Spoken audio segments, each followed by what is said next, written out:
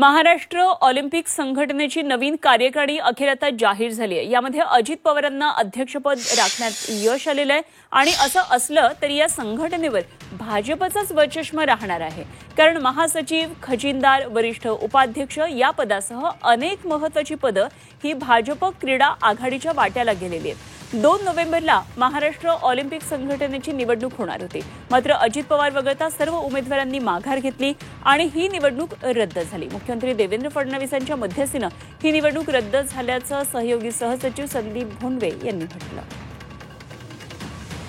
Maharashtra Olympic असोसिएशनची जी निवडणूक होती ती तुम्हाला सगळ्यामध्ये 2 नोव्हेंबर रोजी निवडणूक होती, परंतु ही निवडणूक ज्यावेळेस समोरच्या समोर 2 पॅनल उभे राहिले आणि एक खेळामध्ये एक निवडणुकीचं वातावरण निर्माण झालं आणि हे सर्व पाहता माननीय मुख्यमंत्री देवेंद्र फडणवीस यांनी सर्वांची एकत्रित बैठक घेऊन त्यावेळेस 2 नोव्हेंबर रोजी निवडणुकीमध्ये ज्यांनी फॉर्म भरले होते